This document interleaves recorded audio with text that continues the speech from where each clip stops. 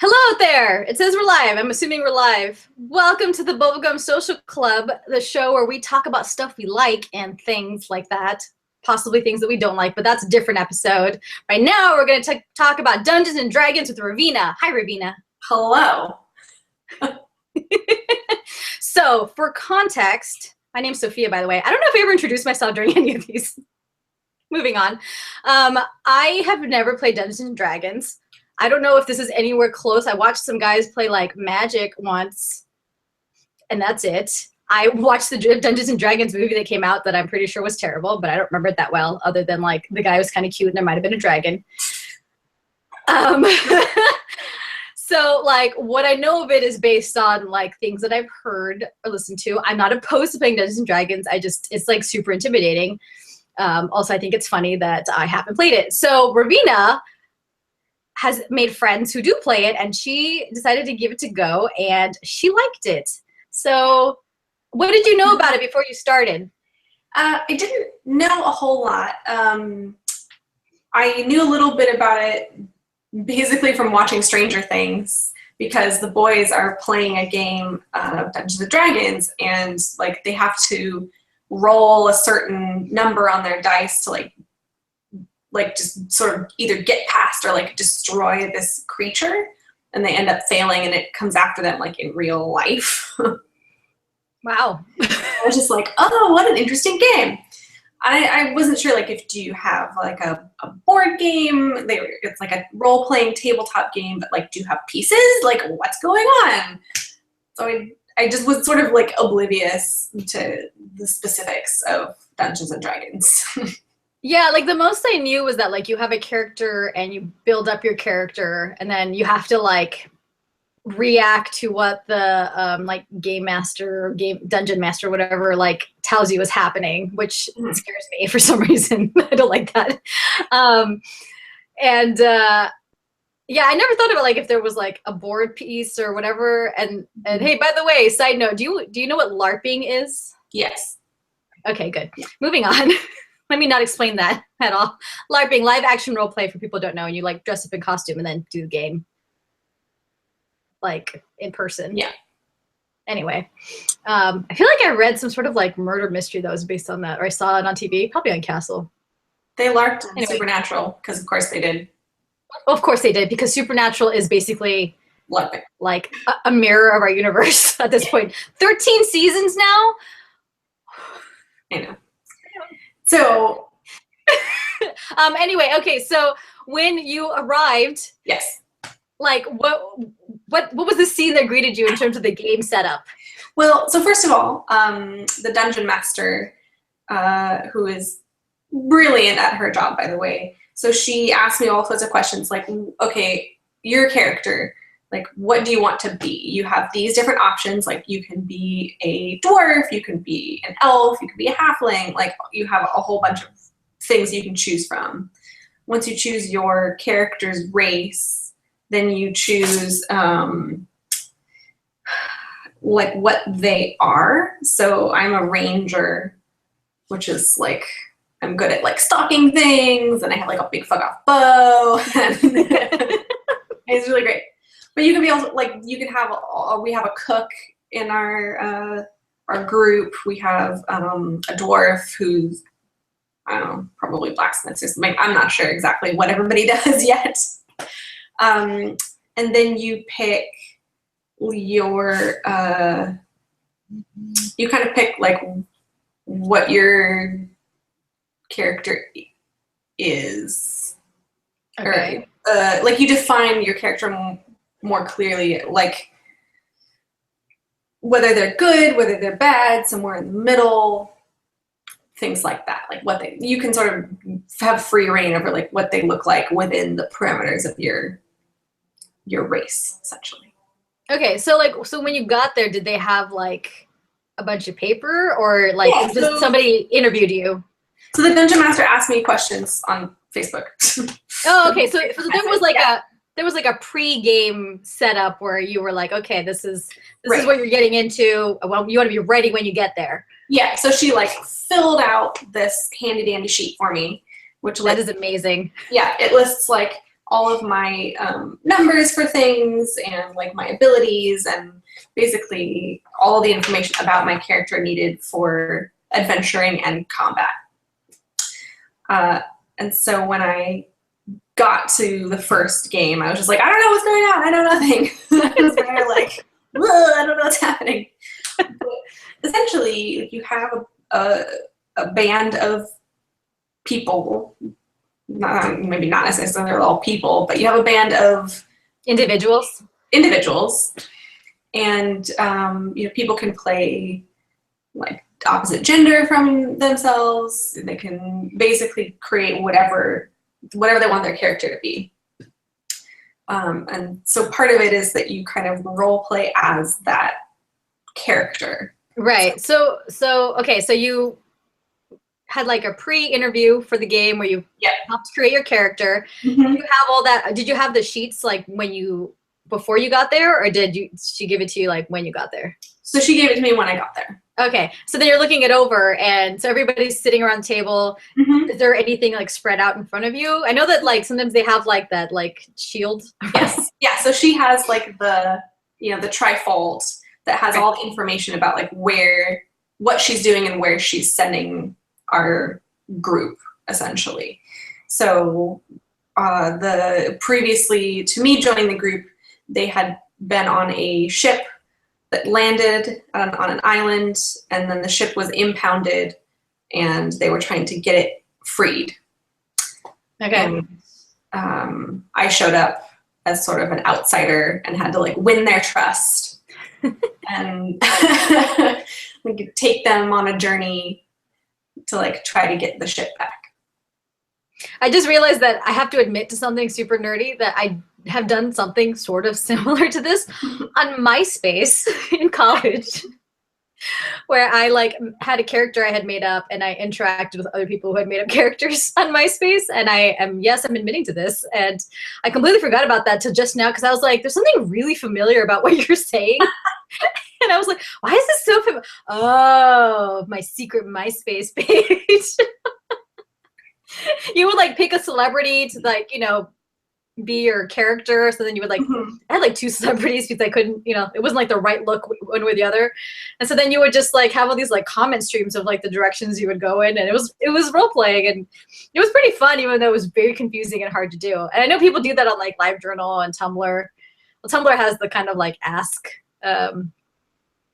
Anyway, so yeah, that was very fun. So I can, that is cool. So when you like, you're saying how you're kind of like, oh my gosh, like it seems super overwhelming, which is one of the reasons I've never like been super like, yes, I will do that. Because whenever I play any game, I'm immediately like, this is going to be a disaster. I'm going to be terrible at this.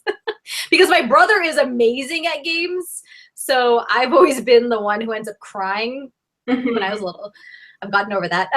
And so I always just kind of figure like, I'm not going to win this. So whatever happens, happens. And also, the whole Dungeons and Dragons thing seems like a lot of information at once. So as you were playing it, were you sort of like just filling in gaps, or were you asking questions? Like, how did you kind of keep up with what seems like a lot of information?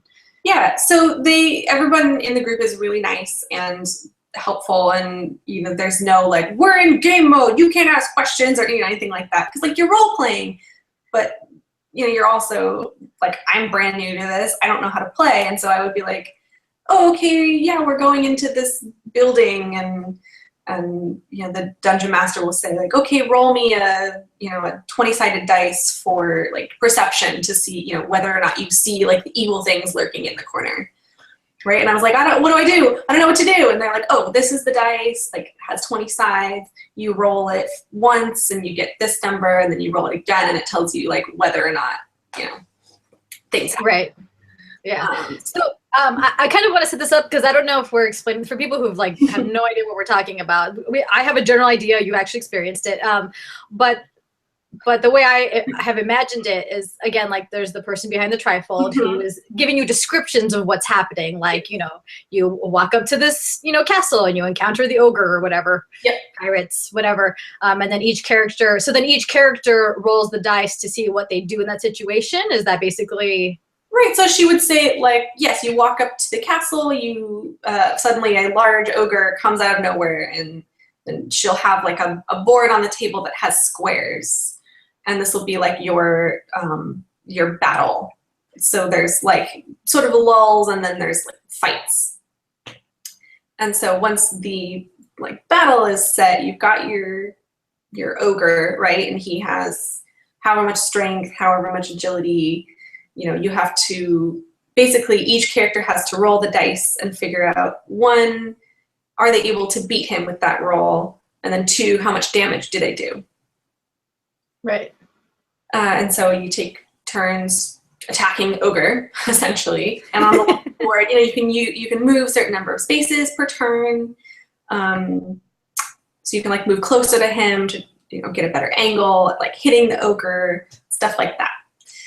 Okay. And you can, like, each character also has different abilities. So like I might have a spell for like casting darkness or something like that, something that might be like hurtful to this creature that's attacking us. Right. So you say that there's attacks, sorry, there's attacks and then lulls. I mean, because, okay, I'm thinking I have so many thoughts at one turn that I want to ask you about. Here, I'm just going to lay it all out, and then you can get your cues. This buffet of questions. So I'm thinking first, so there's the attacks, and I kind of get that, like, you know, you have to be tactical and like figure out who can do the best thing and who should do what and how you should attack and hope for the best. Yep. And then you said that there's lulls, so I'm curious what happens during that. Right. So like, how does it all like, you know, the person lays out the scene, but is it just like, okay, attack, and then the dungeon master explains, or the game master explains what they're doing, and then attack, and then the explanation, then attack, or is there something else going on in there? So there can, it sort of varies. So for instance, our group was traveling through a city, and we were like with the ultimate goal of finding the place where the Medusa lived. Okay. Our goal was to like find the Medusa and get her eyes. Oh my God. Yeah, just super great. And so we were going through the city, you know, and so it was like, okay, you know, we move here, and then we move here. Oh, and then up ahead, you see like these creatures called grell, which are like jellyfish with like big, but they like fly around. Oh my God, why? Like bird beaks. No. Exactly, yeah. And so we had to have a brief skirmish with them. So that was like a small fight of like, okay, we have to disable these 3 gross creatures. And then after that, we moved again towards the citadel, got to it, and then had to figure out, okay, how do we get in without turning to stone? Because Medusa turns anyone who sees her face into stone, right? Right. So we had to figure out like, okay, you know, I close my eyes and I, you know, point my bow into the into the entryway, and, you know, like shuffle forward, and, you know, somebody else was like, oh, we climb onto the roof and we like look down. There's like a glass portico at the top, and so we look down through that and see what we can see. And you know, so someone else, we had a character who wasn't there, like the player was not there at that session, but her character, she had accidentally turned herself into a bat like one level before she was allowed to. So she was stuck in bat form.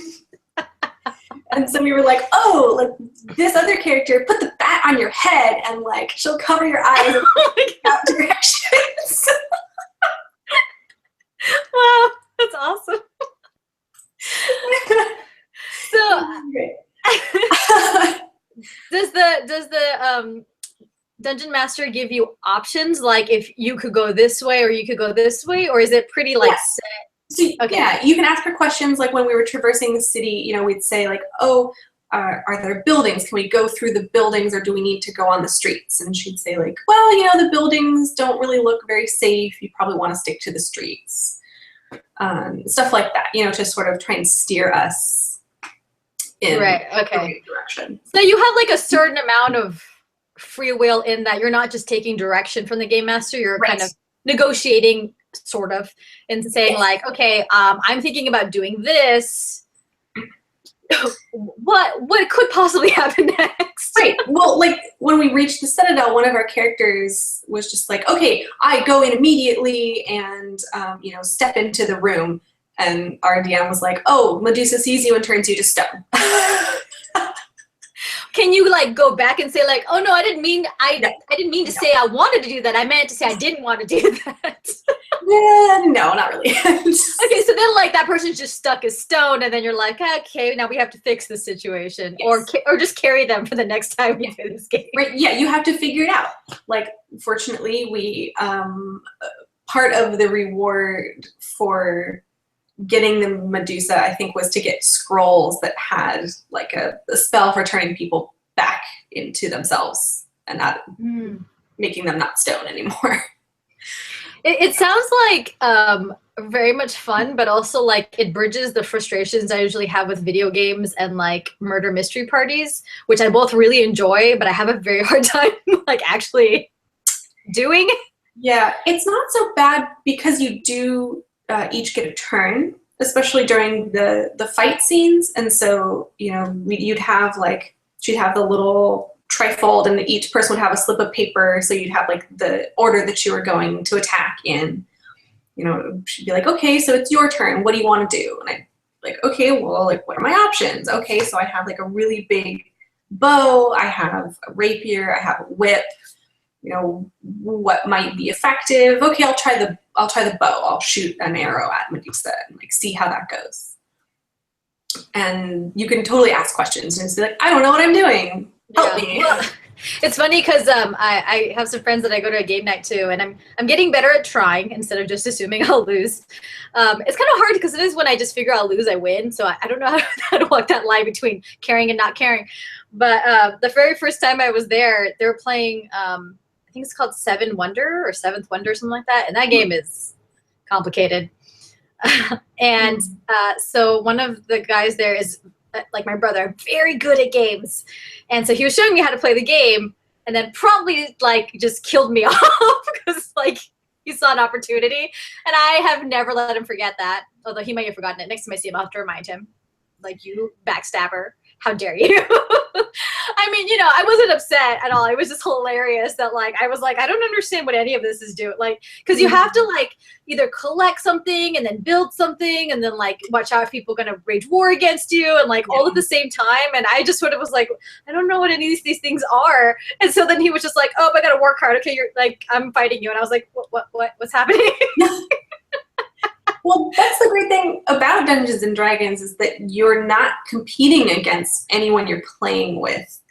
You're working in tandem with them to like beat the monsters that the dungeon master throws at you. Right. Although I'm sure there are people who try to sabotage. Oh, I'm sure. I'm sure there are. My character is like a half demon and like really sassy and could definitely just like kill everyone and be like, peace, I'm out. I'm so shocked and surprised. I don't know if you can tell how shocked and surprised that that's your character. It's my surprised face. I feel like I'm not going to discuss it now, but I feel like this pertains to our conversation we just had. Before we started about a certain movie that we both feel very differently about. I'm not going to even say the name because then you'll start talking about it. Yeah. But if you ask me in the comments, I'll tell you what it is. Yeah. I mean, so the goal is ultimately you want to, if you like playing Dungeons and Dragons with that specific group of people, you want to keep meeting with them like once a month and keep, further your adventure with this group. If you don't like them, you don't have to rejoin the group. So you don't have to, kill anyone or kill yourself or anything like that. You can just like join a group and then, you leave. You go off on your own adventure. Well, like, oh my gosh, what's his name? The actor guy who really loves Dungeons and Dragons. What is wrong with me? He's Triple X, Vin Diesel. There you go. I was like, what is the last trailer I saw with him in it? I'll remember his name. But apparently he's like super into it. And there's Critical Role, which is like a YouTube channel where they have voice actors playing Dungeons and Dragons. Which I need to watch that mainly for the voice acting part. And then there's like a bunch of podcasts where they play like role-playing games. And then there's one called, oh my gosh, what is it called? Oh, I can't remember the name. I'll link to it, but it was when Will Wheaton was doing tabletop and they played a game, and John Rogers was one of the people playing it, and he is like co-creator, co-executive producer, whatever, et cetera, of the TV show Leverage, which I'm currently completely obsessed with. And that was amazing because they basically like set up, it was like at a nightclub. Mm-hmm. And so like there's like all these dice and stuff. So but you're role playing, and they would like talk out like as characters like what was happening in the scene. And so then you would give them dice based on like different colored dice based on whether they thought it went well for that person or not, like if they got what they wanted in that interaction. So it's a lot more acting, and I'm not entirely sure I want to do that. Yeah. But yeah, there are a lot of like, so if other people are interested in different kinds of role playing games, Dungeons and Dragons and more, there's lots of stuff online that you can like check out. But I know you've played it more than once now. Are you going to continue your journey into Dungeons and Dragons? Yeah, it's a lot of fun. I really like the group that I play with, which I think is the major like plus of the game. If you don't like who you play with, then it's not going to be any fun. If I was playing with a bunch of strangers who were very like rules heavy, I don't think I would like it. But our group, you know, we have like a brunch beforehand, and oh my god, yes, that sounds amazing. Right, we all get like fat and sassy with food, and then we play. Fat and sassy. And you know, and there's time for people to interact. You like my character, like I said, is like a half demon, and she's got like horns and a big tail. And you know, one of my friend's characters is a dwarf who like insists on grabbing my character's tail all the time, and I'm just like, get off! You know, like the first time he grabbed my tail, and I was just like, can I do anything? And the dungeon master was like, well, roll a dice and like tell me what your agility is. And it's like, yeah, I roll, and it was like a 2, and she's like, you let him do it. I was like, oh. See that right there is like a really good bit of information, because it kind of shows you how you can personalize your interactions. It's not just like you have to like follow along with what everybody else is doing. You kind of be like, wait, but I want to do something else, and can I do that? And within the parameters, I like that. That's pretty cool. Yeah. So there's lots of wiggle room, and you know, you don't want to do too much of that, because ultimately you want to like get to your main fight scenes, defeat your enemies, and like get to your goal. So our goal was to like defeat the Grell, get to the Medusa, get her ice. Yeah, I have a feeling I'd probably take opportunity to be annoying once in a while, because I enjoy that. And you totally can. You know, there was a whole fight scene where like you can like delay your move until like after everyone is gone. So I was like, I'm gonna lean against this wall and like file my nails for the next 3 moves. I mean, if you really need to, I guess you right? Or like I had a spell that cast you know, like a cloak of like silence over my entire party, and so I cast it over everyone except the dwarf, who constantly pulled my tail. And I was like, everyone but you don't get the silence. Wow, that's, yeah, again, as I said before, you're just shocked and surprised about the character that you got. Yeah, that's cool. Would you play like other role-playing games given the opportunity? I don't know, maybe. Like the role-playing part of it is kind of my least favorite. You know, like when people ask me questions in their character voice and expect me to respond back as my character, I'm just kind of like, Yeah, that happened to me the first murder mystery party I went to. I just like froze, and I would just, since there was food, I just was shoving like food in my mouth so that I wouldn't have to talk, and I would just walk away. Somebody would ask me a question, I'd be like, I can't talk, I'm eating, and then just like walk away. The second murder mystery party I went to, I was a lot better, but then I realized later that I was just making things up to throw people off, and I didn't know if I was allowed to do that or not. Because I was supposed to be like the mayor's secret mistress, and also like a drug lord, and I was like, yeah, I'm really gonna be able to pull that off. So when people would ask things like, oh, I'm interested in the mayor, and I was like, you know, I've heard some things about him, and just like start making things up. It's like nobody knows. Yeah. But the thing about those is that, like, you know, if it's a party and people are like, oh, I just want to like drink and have fun, I don't want to play the game, and you need that person to do something, you can't do anything about it. So like I kind of like the idea that like it's built into the rules that that person, you know, rolls the dice and then you find out what happens instead of being like, how do I get this drunk person to play the game? Yeah. Yeah. Which I'm sure also happens in a Dungeons and Dragons setting, but I'm just saying when it's like, you know, a party, Oh, yeah. it's a little different than when you're like sitting around a table staring at each other. Mhm. Oh, I wanted to tell you, there's a joke online that Guardians of the Galaxy is like the Avengers are playing Dungeons and Dragons and picking their characters, and Steve is Rocket Raccoon. Oh my God. Yes. Right? Steve is just like trolling everybody. I love it. Anyway, well, that's kind of all the questions I had. Is there anything you wanted to add?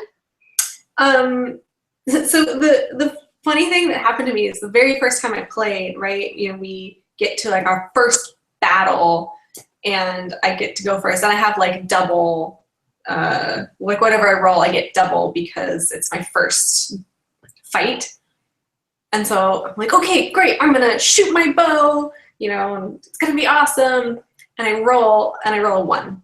Oh my God. The lowest possible number you can roll. Wait, what kind of dice was it? I think it was, so I bought some dice. Oh my God, you nerd. I know. They're super pretty. I know, they're so pretty, right? I'm always looking at them like, do I have a reason to get one of these? I don't know if you can see it. It's like teal and black. It's like slightly shiny.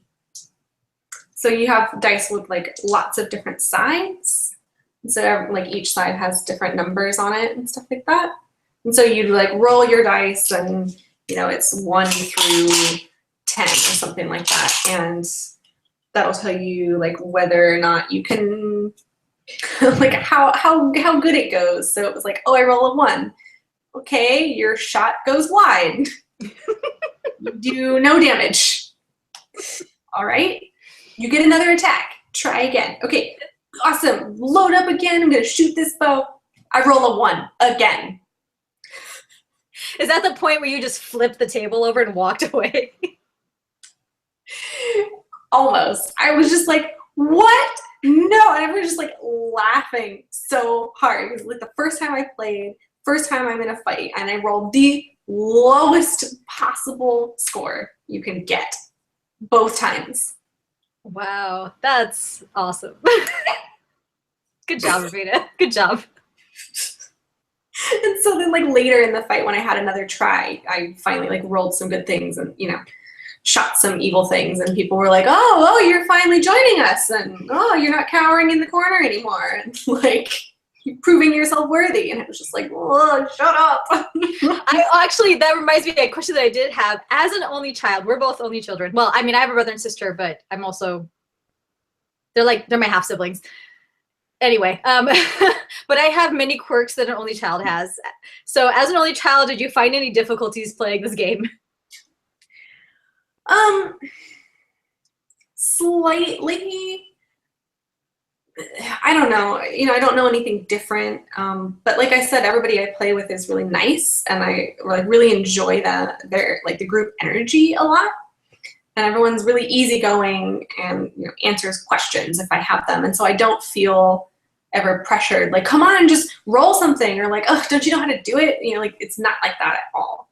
Okay, yeah. So there's no one's like looking down their nose at me. No one is expecting me to know things when I've just begun playing.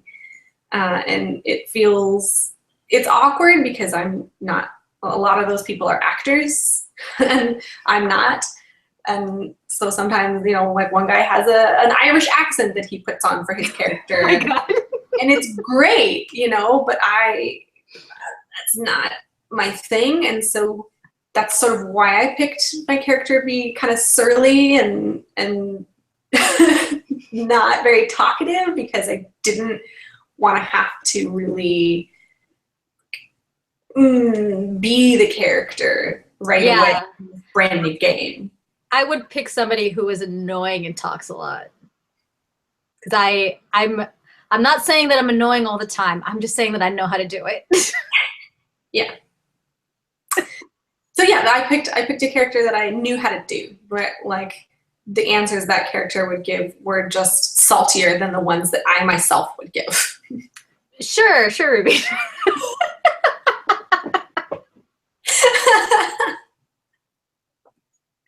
That's cool. That sounds like a really good time. I'm excited. Out of all my friends, I would not have expected you to be the one who ended up playing Dungeons and Dragons. I wasn't expecting it either. I was kind of not coerced, but like slightly coerced to playing the first time. And I was like, oh, you know what? I enjoyed that. Like, I would play again. And I think we've played twice, 3 times. We had one scheduled for this weekend, but the weather has been terrible and like people were stranded and it just didn't work out. Yeah, well, that's cool. So I think that's about it, right? I think so. Yeah, it's good. It's fun as a like non-gamer, like, non-tabletop game playing, non-role playing person who doesn't really even like board games or charades or anything like that. Charades. I find this really fun. That's awesome. That's so fun. I like charades. I didn't even think of charades. Well, just in that charades, you have to like really put yourself out there and like. Yeah, no, that's totally. It's accurate. I just didn't think of it. I was like, that's basically what the murder mystery parties are like. It's just like, I am this character, and oh man, like I was exhausted by the end of the night. I was like, I can't do this anymore. I eventually tricked the person who I couldn't get to do anything into playing, and then I just sat down and was like, have at it, because you've been driving me crazy all night. Now you have to do something. Oh, I heard that there is a leverage game, or there was a leverage game that's like a role-playing game, so I need to investigate that, because yes, as you know, I'm totally in love with the show, and I would probably play it in a heartbeat. Like, it's just... You should. I think I really like heist stuff, and I didn't really realize that until like I started watching Leverage over again immediately after I finished watching the last season. If you like heist things, I have a movie recommendation for you. Ooh. I'm excited about this. Yes. All right, well, that's it for now. Thanks for joining us. Thanks for listening, and hopefully we'll have more reports about Dungeons and Dragons in the future when Ravina becomes an all-powerful, all-knowing dungeon master at some point, I assume. Maybe. You never know. Never do. You're a supernatural fangirl who plays Dungeons and Dragons / hipster. I don't think any of us expected that. Meanwhile, yeah, all of this is completely expected on my side. Just nerds from wall to wall. Yep. Except for the Dungeons and Dragons part. Together we make a whole nerd. It works out really well. Together. A whole entire nerd. It's great. All right. So I'll talk to y'all later. And thank you, Ravina. Thanks for having me. Bye.